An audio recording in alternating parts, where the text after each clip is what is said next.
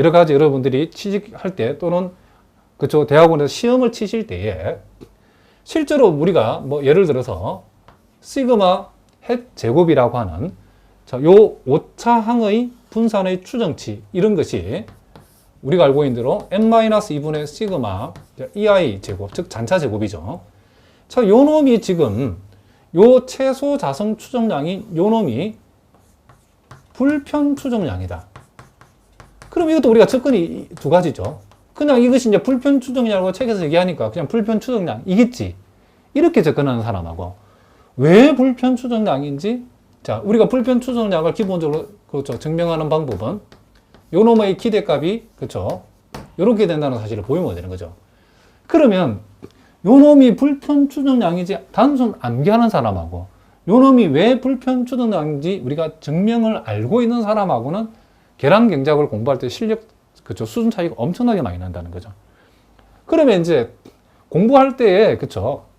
이거 그냥 외우자고 주장하는 사람도 있고 이거 증명을 알고 접근해야 되는 사람도 있는데 선생님이 계량 경작 책들을 쭉 연구를 하고 공부를 해본 결과는 왜 불편 추정량인지를 여러분들이 증명을 알고 가게 되면 계량 경제가 굉장히 쉬워지더라는 것을 그렇죠. 경험적으로 우리가 알 수 있더라는 거죠. 그래서 각종 어떤 수리 통계적 어떤 개념들을 빠짐없이 선생님은 증명을 해줄 거랍니다.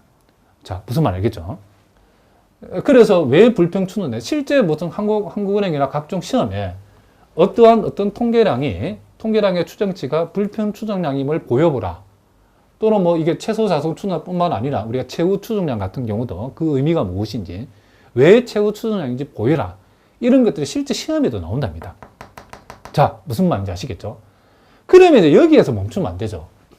우리가 모형을 설정하고 이제 추정하는 단계, 검증하는 단계, 뭐 각종 그렇죠. 이 통계치들의 추정량이 왜 그렇게 되는가를 세부적으로 하나하나씩 공부하는 데 멈추면 안 되고 이제 그것을 이제 실제 우리가 설정된 모형에 그렇죠. 추정하는 과정에 사용하고 뭐 가설 검증이나 적합도 검증에서 사용하고 이런 과정을 우리가 여기다가 종합적으로 우리가 이런 과정을 거쳐서 예측하고 또 이 모든 과정들을 우리가 해석하는 그런 단계까지 가는 이 통합적 접근도 매우 중요하답니다. 그래서 우리가 선생님 강의는 세부적으로 하나씩 빠짐없이 이게 왜 그쵸 알파의 추정량 또 요게 베타의 추정량이 왜 이렇게 되는지를 또 왜 이런 것들이 최소 자성 추정량은 불편 추정량이고 또 선형 추정량이고 또 최소 분산 추정량인가 이런 자세한 내용들을 공부를 다 할 거랍니다. 그리고 그것을 이제 적용해서 두 번째 단계에서는 우리가 설정된 모형을 추정하고 검증하고 또 예측하고 해석하는 어떤 통합적 접근을 우리가 할 거랍니다. 그러니까 각 단원 뒤로 들어가면 이제 전체 과정을 한꺼번에 우리가 볼 수 있는 그런 그쵸 연습들을 많이 할 거랍니다. 무슨 말이겠죠? 그 다음에 이제 여러분들이 하나 유의할 것은 요 해석하는 단계에 들어가 보면 요 경제 이론이 그쵸 많죠. 우리가 설정된 모형이 대부분 경제 모형이죠. 그쵸? 그러면 그 경제 모형을 우리가 설정해서 해석할 적에 여기서 요 베타 햇이라고 하는 요거 예를 들면 베타 햇 자리에 뭐 예를 들면 요게 이제 소비다. 요게 아니 소득이다. 요게 X가 소득이고 요 Y가 만약에 소비 지출이다. 그러면 요 베타라고 하는 것이 이제 경제 이론적으로 한계 소비 성량 요 놈이 MPC라는 것을 알고 있어야 해석이 되는 거죠. 그죠? 그런데 이제 사실은 여러분들이 우리가 이제 계량 경제학에서 다루는 이런 해석에 그쵸, 동원되는 경제 이론이 엄청나게 복잡한 정도가 아니고 여러분들이 기본적인 경제 이론을 알면 할 수 있는 내용이랍니다. 무슨 말 알겠죠? 어쨌든 이런 경제 이론도 여러분들이 강의에서는 다루지 않지만 여러분들이 기본적인 그쵸, 여러분 경제학을 전공한 학생들이 대부분이니까 여러분들이 알고 있는 상식적인 경제 이론만 가지고도 충분히 가능하답니다. 물론 이제 우리가 계량 경제에서 우리가 기본서에 다루는 그런 모형만 있는 게 아니고 그렇죠? 각종 다양한 경제 이론들의 그렇죠? 그런 것들이 우리가 여러분 이제 실전적으로 나오는데 그것은 여러분들 앞으로 선생님 강의에만 의존할 것이 아니고 여러분들이 요 세 번째 나와 있는 것처럼 실전 자료를 통한 충분한 연습을 여러분들이 하셔야 된답니다. 이것까지 모든 경제 모형을 다 가져와 가지고 강의를 한다고 그러면 강의를 500강을 해도 모자라죠. 그죠? 자, 그래서, 물론 선생님이 이제 강의를 통해서 실전 자료를 통한 충분한 연습이 되도록 나름, 그쵸, 많은 연습을 가능하면 해보려고 한답니다. 그러나, 너무나 많은 분량을 다 강의에다 다 담아내기에는, 그쵸, 강의 분량이 너무, 그쵸, 수백 강을 해야 되기 때문에, 우리가 한정된 시간 안에서, 그쵸, 허용되는 시간 범위 안에서는 나름 충분한 연습이 되도록 노력을 해볼 거랍니다.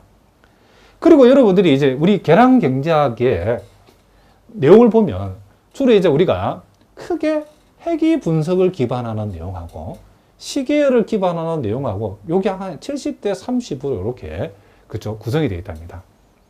그래서 대개는 이 시계열 부분이 많이 어렵기 때문에 시계열 부분을 여러분도 학교에서 강의 안 해주는 교수님도 많고 또 뭐 보통 계량 경제학 강의라고 했을 때에 이 부분을 그렇죠.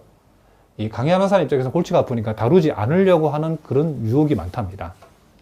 자, 그렇지만 우리 큐스타디 계량 경제학 강의에서는 요 시 계열을 기반하는 여러분 계량 경제학 기본서 부분 뒷부분에 해당 한 30%, 요 부분도 그렇죠. 웬만한 내용은 여러분들 다 다룰 수 있도록 선생님이 강의에 반영할 수 있도록 이렇게 한번 해보려고 한답니다. 자, 전반적인 이제 설명을 했는데, 예, 선생님도 노력하고 이 계량 경제학이라는 과목은 쉬운 과목이 아니기 때문에 여러분도 같이 함께 노력한다라고 하면 웬만한 내용들을 따라갈 수 있도록 그렇게 강의를 구성할 수 있도록 선생님이 노력을 한번 해보겠답니다. 자, 무슨 말인지 아시겠죠? 자, 이제 본격적으로 우리가 정의 1에 나와 있는 회귀 분석의 정의부터 우리 한번 간단하게 한번 읽어보겠습니다. 자, 다 아는 내용이지만은 우리가 단원을 개관하는 정의이기 때문에 한번 읽어보겠습니다. 자, 우리가 회귀 분석이라는 것은 독립변수, 이걸 우리가 설명변수라고도 하고 또 통제변수라고도 합니다. 자, 어쨌든 이 독립변수, 설명변수라고 불리우는 하나 또는 둘 이상의 변수에 기초하여, 자, 요 독립변수가 하나일 때는 우리는 단순 회귀 분석이라고 하고, 독립변수가 둘 이상일 때는 다중회귀 분석 내지는 중회귀 분석이라고 하죠. 자, 어쨌든 이 독립변수에 기초하여 종속변수, 보통 요놈이 x, 요놈을 우리가 y라고 표현하는데, 이 종속변수 y는 피설명변수 내지는 통제된 변수라고도 얘기한답니다. 자, 어쨌든 종속변수라고 불리운 다른 한 변수의 값을 설명하고 예측하는 추측 통계다. 뭐 한마디로 추정하는 통계학이라고 여러분 생각하시면 된답니다. 자, 회귀 분석의 정의는 자, 우리가 간단히 읽어봤고, 우리가 여기서 회귀 분석하고 요 상감 분석의 차이점을 우리 이미 알고 있지만 이것도 살짝 한번 살펴보겠습니다. 우리가 회귀 분석에서 요 독립 변수는 이거 대단히 중요한 말인데 확정 변수, 딱 우리가 컨트롤해서 정해지는 그런 변수라는 거죠. 확정 변수로 가정이 되고 종속 변수는 확률 변수로 가정이 되어 있다. 이것도 여러분 꼭 알아두시고, 반면에 상감 분석은 변수 두 개 다 확률 변수로 가정이 되어 있다는 거죠. 이게 중요한 차이 중에 하나라는 거죠. 그리고 독립 변수에 주어진 값으로 종속 변수의 평균값을 추정 예측하는 것이 회귀 분석의 목적이 에 반해서 상감 분석은 두 변수 간의 선 형성 정도를 추정하는 것이 목적이다. 자, 요 두 번째 차이도 여러분들이 기억을 해 두시기 바랍니다. 자, 이미 다 알고 있는 내용이기 때문에 요걸 우리 간단하게 한번 살펴보는 걸로 만족하고, 자, 오늘은 이제 우리가 본격적으로 단순 선형 회귀 모형부터 우리가 한번 살펴보겠습니다. 자, 이걸 여러분 너무 어렵게 생각하지 말고, 자, 우리가 요 X라고 하는 것을 소득이라고 한번 생각해 봅시다. 머릿속에서. 자, 요 X를 우리는 뭐다? 소득이라고 생각해 보고, 요 Y를 갖다가 이 소득에 대응하는 소비 지출이라고 일단 생각해 놓고 우리가 요 모형을 한번 생각해 보겠습니다. 우리가 요 모형은 일단 단순 선형 모형이라고 하는 것은 일단은 이 독립 변수가 하나이기 때문에 단순 선형 모형이고, 여러분 여기에 보고 계시는 요 엡실론 i라고 하는 것은 우리는 요것을 여기 나온 표현대로 하면 오차항 내지는 비확률적 교란황 내지는 또 교란황 오차 뭐 등등 여러 말을 쓰는데 책에 따라서는 요 엡실론 i를 UI라고 표현된 책도 있는데 자, 표시 방법은 여러분들이 참고로 알아두시면 된답니다.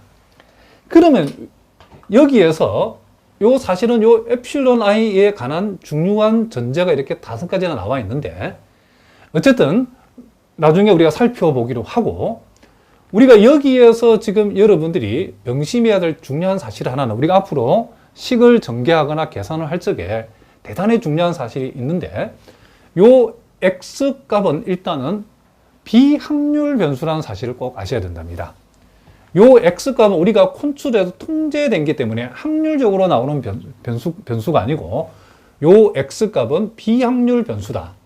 그러니까 우리가 나중에 우리가 요 단순 선형 모형에서 우리가 어떤 추정을 실시할 적에 요 X값은 우리가 통제해서 딱딱딱 정해놓을 수 있다는 거죠. 예를 들면 우리가 소득과 소비 지출 함수를 분석할 때에 뭐 소득이 80, 소득이 100, 소득이 120 이런 식으로 우리가 컨트롤할 수 있기 때문에 이와 같은 요 변수 X는 확률 변수가 아니고 우리가 컨트롤하는 비확률 변수, 할 수 있는 비확률 변수라는 사실을 여러분 꼭 기억해 하셔야 된답니다. 반면에 우리가 요 엡실론 i는 밑에도 나오지만은 요놈은 확률 변수랍니다. 그러면 요 오차항 엡실론 i를 왜 설정해냐면 자, 예를 들면 우리가 조사를 해봤더니 소득이 자 800만 원, 자 단위는 만 원이라고 합시다. 소득이 800만 원인 그쵸 가게의 소비 지출을 조사해봤더니 다 똑같지 않죠. 어떤 집은 지출을 600만 원만 하는 집도 있고 어떤 집은 650만 원 지출하는 집도 있고 어떤 집은 700만 원 지출하는 집도 있고 어떤 집은 730만 원 등등등 다 다르게 나타나겠죠. 자, 그것은 우리가 이 소득 800만 원, 소득을 800만 원이라고 이렇게 확정을 했을 때에 소득이 800만 원인 집의 소비 지출은 다르게 나온다. 그 이유는 우리가 소비 지출을 결정하는 소비 지출에 영향을 주는 그와 같은 어떤 변수는 요 X만 있는 것이 아니죠. 그렇죠? 예를 들면 그 가족 수, 어떤 집은 가족 수가 5명이고 어떤 집은 2명이다. 아무래도 5명 있는 가족이 5명 있는 집이 가족이 2명 있는 집보다도 지출이 더 많을 수 있겠죠. 또 어떤 사람은 어떤 문화 행사, 뭐 각종 음악회나 이런 것들을 대단히 선호하는 집이 있고 그런 것에 관심이 없는 집이 있겠죠. 그러니까 그와 같은 문화 행사를 선호하는 집과 그렇지 않은 집에는 분명히 소비 지출 금액의 차이가 있겠죠. 그렇죠? 그러므로 우리가 소득 이외에도 수많은 요인들이 많이 소비 지출에 영향을 주는 어떤 변수들이 많죠. 그것을 우리가 일일이 다 표시할 수 없기 때문에 이렇게 간단하게 통계학자들이 엡실론 i라고 하는 오차항으로 그것을 다 여기에 포함을 시켜버렸답니다. 그러니까 이 y값이 이렇게 서로 다르게 나온다는 것은 그 이유가 요 x값 때문에 그런 것이 아니고 요 엡실론 i라고 하는 오차항의 성질에 의해서 이 y값들이 서로 다르게 나온다. 이렇게 여러분 일단 이해해 두시면 된다. 자세한 얘기는 우리가 또 뒤에서 많이 다룬답니다. 그래서 요 엡실론 i라고 하는 것은 일단 뭐다? 요놈은 확률 변수라는 사실을 꼭 기억하셔야 돼요. 그죠? 그러면 우리가 x가 비확률 변수고 알파 베타는 상수값이기 때문에 결국 요 우변에는 요 엡실론 i라고 하는 확률 변수와 일종의 우리가 확률 입장에서는 상수값의 확률 변수 입장에서는 요놈 전체 이 밑줄 부분이 상수 취급이 되니까 확률 변수는 요놈 하나고 나머지는 상수 취급이 되기 때문에 결국 요 오른쪽 전체에 대응하는 이 yi 역시도 엡실론 i가 확률 변수면 yi 역시도 확률 변수라고 우리가 얘기해 줄 수 있다. 이런 얘기를 합니다. 자, 그 얘기가 이제 여기까지 나와 있는데 자, 그러면 이제 이 오차항 요 엡실론 i라고 하는 요놈의 이 통계학자들이 기본 가정을 우리가 5가지를 해놨답니다.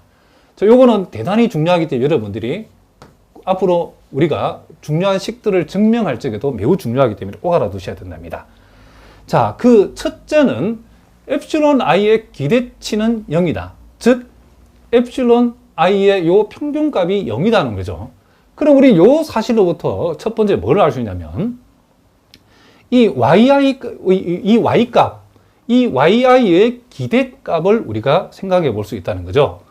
자, 이 yi의 기대값은 자, yi 대신에 여기에 주어진 모형에 의해서 알파 플러스 베타 xi 엡실론 i라고 했을 때에 자, 우린 여기에서 기대값을 조사할 때에 x가 지금 비확률 변수라고 했기 때문에 x가 비확률 변수이기 때문에 이 밑줄치 부분 전체는 확률 변수 입장에서는 상수죠. 그렇죠? 그래서 요 값은 우리가 기대값을 계산할 적에는 더해진 상수값은